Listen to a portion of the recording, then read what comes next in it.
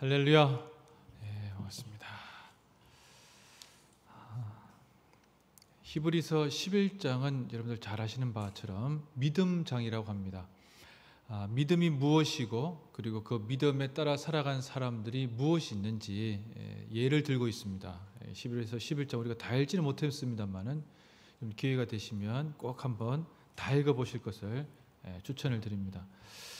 이 히브리서 11장 1절부터 7절, 6절까지 중에서 1절을 보시면 믿음은 바라는 것들의 실상이요 보이지 않는 것들의 증거인데 3절에 믿음으로 모든 세계가 하나님의 말씀으로 지어질 줄을 우리가 하나님 보이는 것은 나타난 것으로 말미암아 된 것이 아니니라. 이렇게 믿음에 대해서 정의를 하고 있습니다.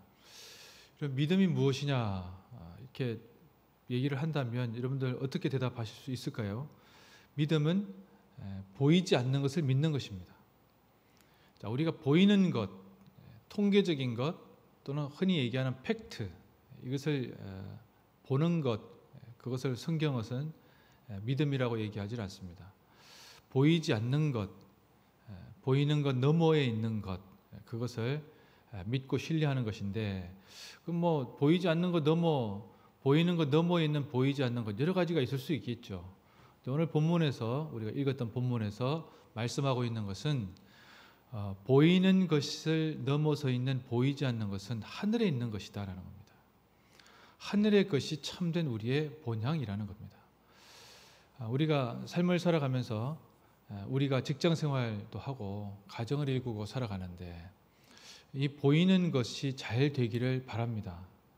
안 그런 사람이 어디 있겠습니까? 그런데 우리가 정작 믿음으로 바라보아야 될 것은 그 너머에 있는 것이라는 것이죠. 그것은 우리가 죽고 난 뒤에 있는 세상이면서 또 실제로 지금 우리에게 임하고 있는 하나님의 나라입니다. 단순히 죽고 난 뒤에 가는 이승과 저승 개념의 천국을 생각한다면 대단히 위험한 생각이죠. 그것이 아니라 하나님께서 지금 예수님께서 때가 찼다. 하나님의 나라가 가까이 왔다. 회개하고 복음을 믿으라. 이 말씀하실 때부터 하나님의 나라는 우리에게 시작되었고 점차적으로 확산되어 가고 있는 것입니다. 그럼 하나님이 그냥 다 그렇게 하면 되는 것 아니냐 생각하는데 그것이 아니고 택함 받은 사람들의 한 사람 한 사람을 통해서 하나님의 나라가 확장되어 가고 있는 것입니다. 우리의 삶 속에 이것에 대한 깊은 이해를 가지지 못하면 우리는 늘 보이는 것에 치중하기가 쉽습니다. 특히 군대는 그런 곳이기가 쉽지요. 보이는 것, 팩트, 사실을 취합해서 정보를 생산하고 그 정보에 판단해서 근거해서 어떤 결심을 내리기가 쉽습니다. 당연히 또 그렇게 해야 됩니다. 그러나 우리가 한 번 더 바라봐야 될 것은 우리 MCF의 구호 중에 하나님을 위하여 나라를 위하여 이렇게 되어 있습니다. 하나님을 위하여 나라를 위하여 아주 중요한 구호이면서 아주 핵심적인 내용을 담고 있죠. 우리가 믿음으로 보이지 않는 하나님과 하나님께서 약속하신 것들을 사모하며 이 대한민국을 위해서 복무하는 것입니다. 이 세상 가운데 나쁜 사람들이 참 많죠. 지금도 연초부터 시작해서 계속 관련된 참 힘든 일을 하고 있는 군으로서는 북한이라고 하는 존재, 우리의 주적이라고 하는 존재가 있다는 것만으로도 참 어렵습니다. 또 시시때때로 여러 가지 상황에 처할 때가 많이 있어요.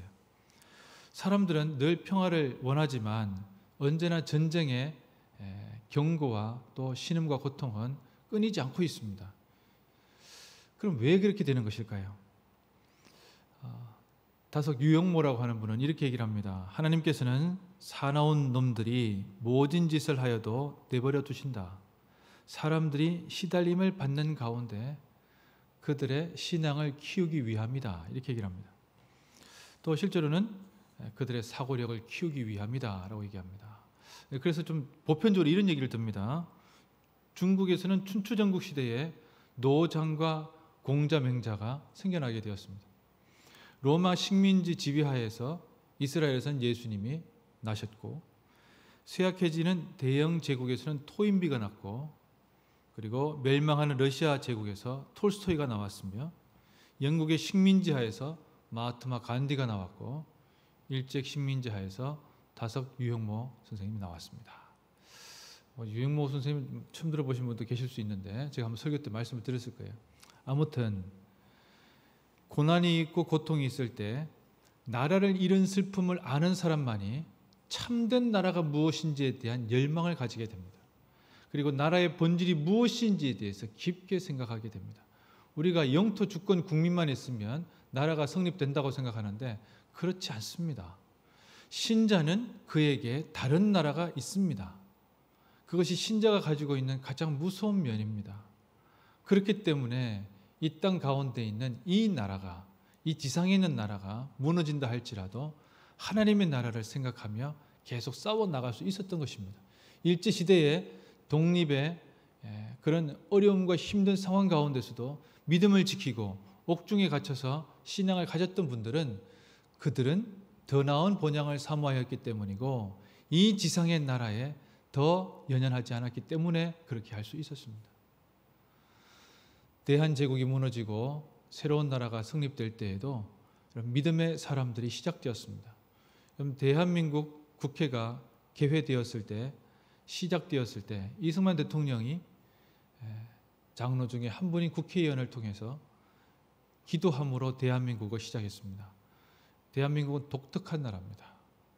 여러분, 이렇게 우리가 이 땅 가운데 살아가지만 더 나은 본향을 사모하며 그 나은 본향이 이 땅 가운데서 이루어지도록 더 기도하고 간구하는 것, 그것이 보이는 것이 아니라 보이지 않는 것을 믿는 신앙인의 모습입니다.